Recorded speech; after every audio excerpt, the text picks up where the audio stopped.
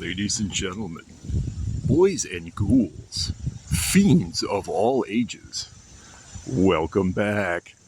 I'm your host, Anarchy Ass. We are back in beautiful, historic Riverside, Illinois today.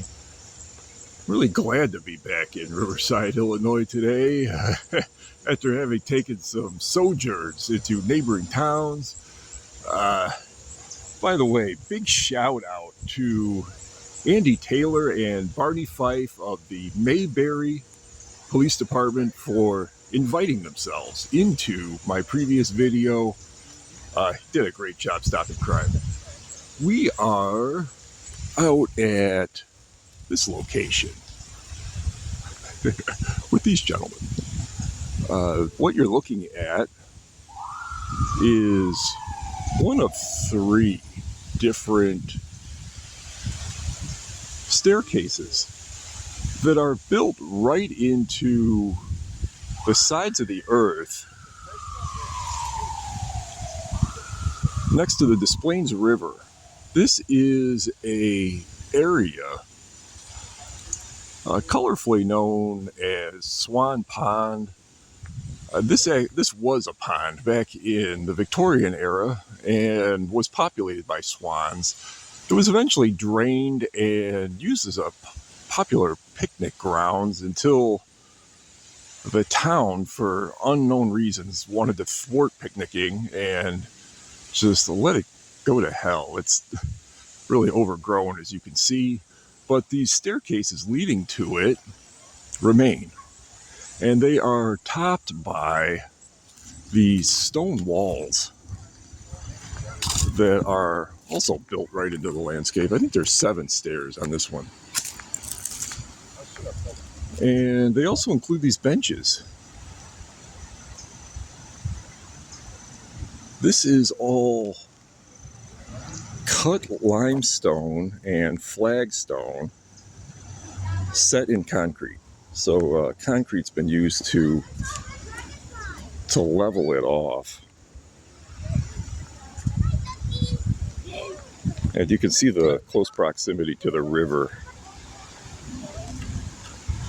This was used to capture river runoff at times when the river would flood and it would drain into this neighboring pond naturally. It's not man-made.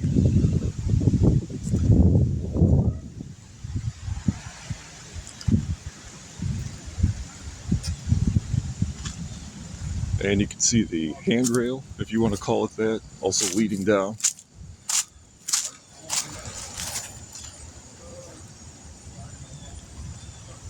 Contrary to popular belief, these staircases do not date from the Victorian era. They were not here then, and really were not here for the first 2 decades of the 20th century, 3 decades really, until they were put in the 1930s. So they look very old, almost Victorian in style, but they're really not. And we are going to take a little stroll across Swan Pond through an area that's been cleared to go to the second of these. There are 3 of them. These date from the 30s when a conscientious effort was being made, not only in this area, but nationwide, to create jobs. And this was done as part of a large-scale public works effort and employed millions of people across the country. And one of the projects that was a part of this in this area was the construction of these staircases. And here we're going to stop midway to just look at how what a vast expanse this is of land. This was all picnic grounds for a while, and And off in the foreground, I can zoom in on it, is a area known locally as Seven Hills, even though it's really not Seven Hills. The trees grow over it at one point. It's a horseshoe-shaped continuous hill used for sledding, presumably named after the Seven Hills of Rome, but really just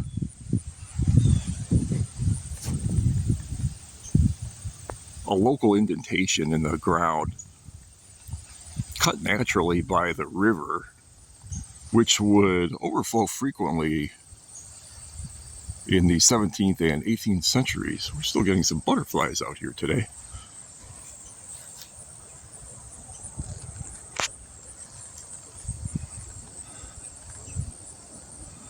The sled spot contained a toboggan in late Victorian times. The pond would freeze over and be a solid mass for the winter months, and locals would come out in toboggan. There are photos of these toboggan runs, which I don't have with me, but they were quite extensive and quite elevated, so they must have really ramped up speed at times. Getting back to the story, though, the jobs projects that would bring in workers constructed these staircases in an attempt to revamp the economy and give these men jobs, which, does anyone know if that was successful? Anyone? No, it was not successful, and the United States sank deeper into the Great Depression. Thank you, Simone. But we're back over at this. This is the second of these staircases, and you can see how much larger it is than the previous one, but made of the same material. In fact, I have it on unofficial authority that the rock used in this came from the nearby quarry in Lyons, which later lent its name to the Quarry Cinemas in Countryside, I believe that is, or thereabouts, and the surrounding shopping center, all called the Quarry. And in places where they couldn't get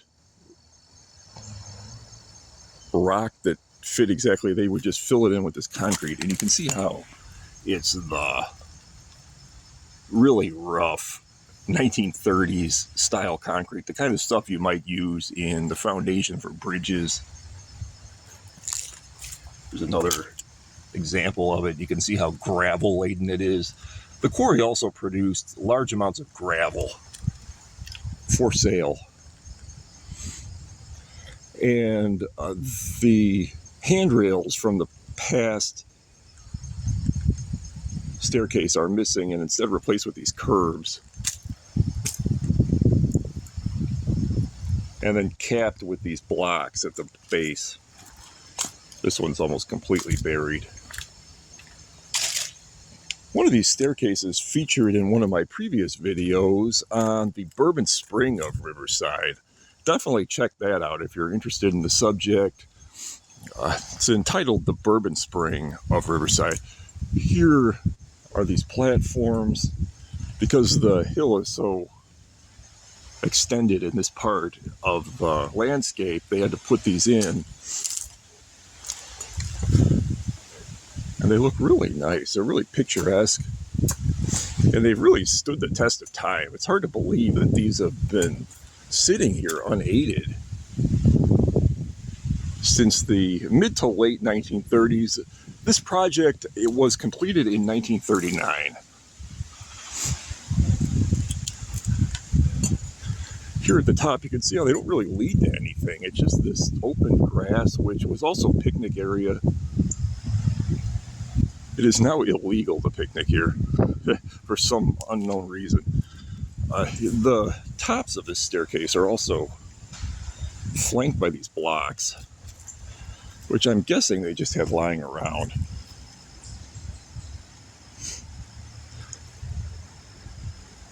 And here is a view from the top.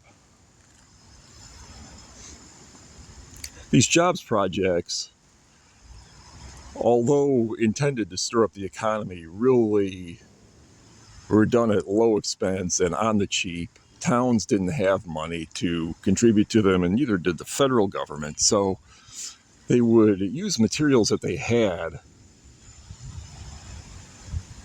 rather than materials that they really wanted or needed.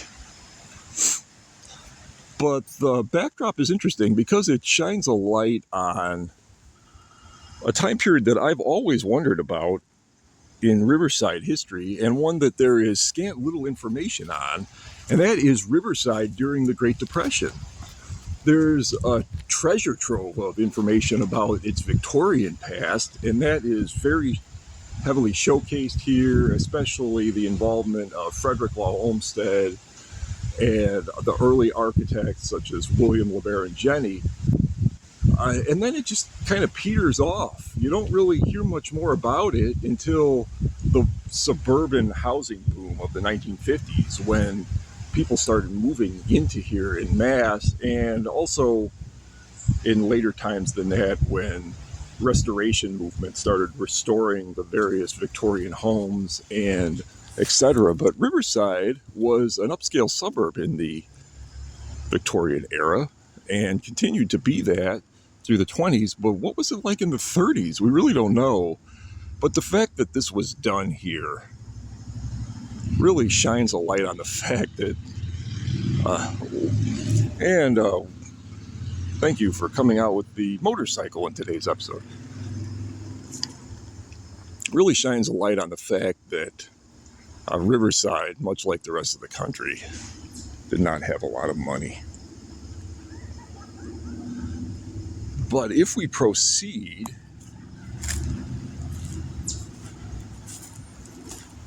in a northerly direction, we will go to the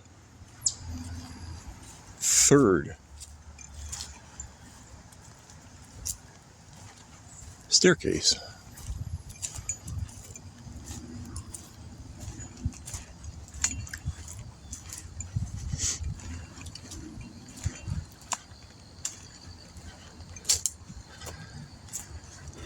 An interesting side note about the toboggan: even though it was torn down and has long since been forgotten by most of the locals, it created this tradition of sledding in this area, and this is still a popular sled hill with children in this area during the winter months to this day.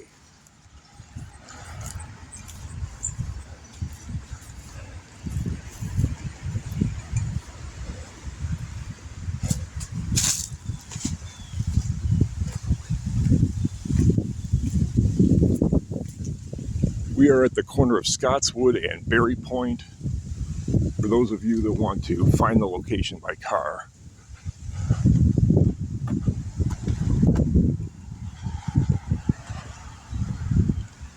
Here's that intersection. Not far from the Riverside Swim Club, which has popped up in some of my previous videos, which was previously a stable and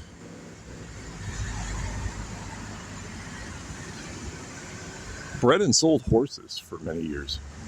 But here is what I was looking for. This is almost unseen by people that walk just a few feet away from it, because it blends into the landscape so well. And this is the third and final staircase. You can see again these stones that flank it. This one's been reduced to rubble, really.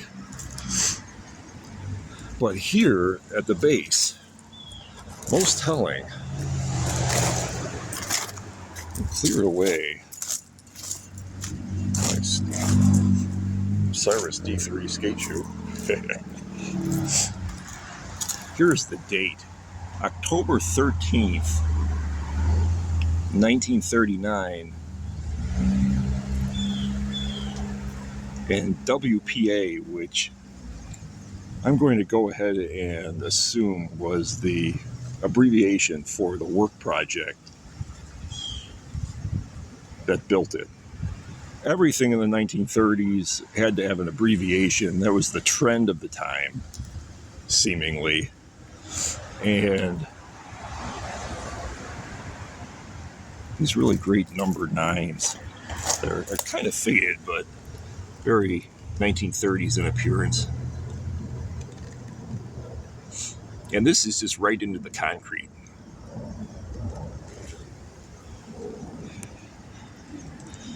This is the most narrow of all these staircases, which are not standardized or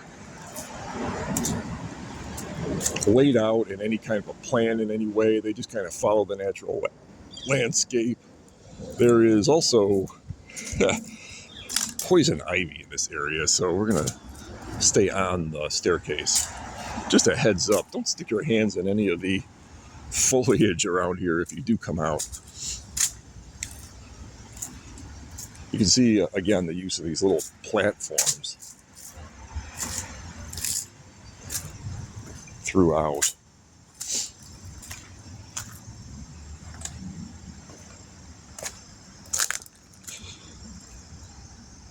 And the use of these curbs on both sides. Although this is really the most winding and precarious of all the staircases, and probably the one that needs a handrail the most, even though none exist. You can see how these were laid out in the woods, and this wet concrete just has taken on the natural indentations of all the twigs and leaves that fell into it back in 1939 are still visible. And I'll add too that there is very little stone in this staircase. It's almost completely concrete.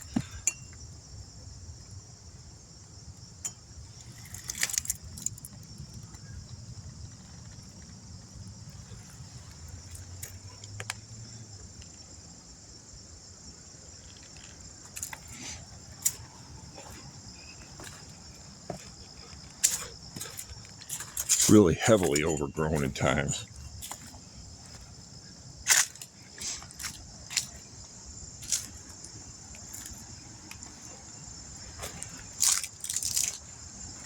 And this is the base. Here's a good view of the staircase going upwards, and you can see how it winds right into the woods. You can't even see the top from here.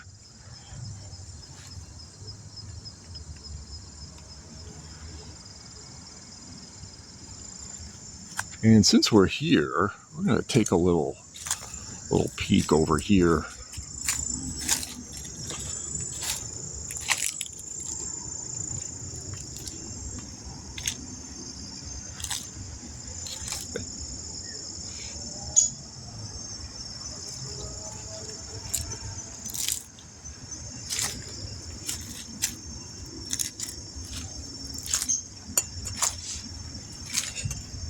Because over here is the Bourbon Spring.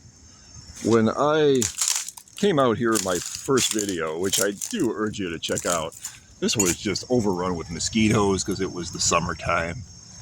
And I couldn't really dilly-dally as I was being eaten alive. But this is essentially a well that's been capped, and the cap commemorates 3 different events. July 1832, General Winfield Scott camped near here on his way to the Black Hawk War. June 7th, 1834, the election of Jean-Baptiste Bourbon as first colonel of the militia of Cook County.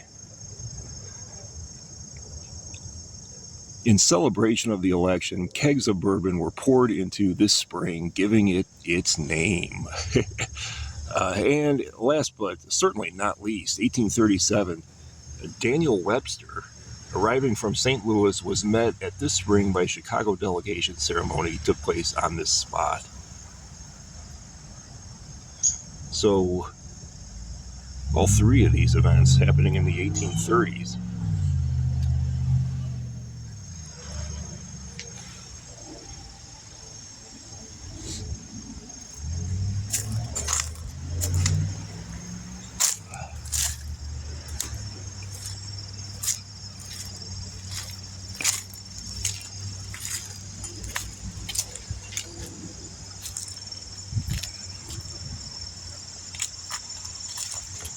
Ladies and gentlemen, I want to thank you for joining me on this sojourn into the storied past of Riverside's freaky staircases. A lot of stories are told about them, but very few people know exactly how they were built or when or why. So I hope that shines a lot of light on their history. Until next time, I'm Anarchy Ass. Bye bye now.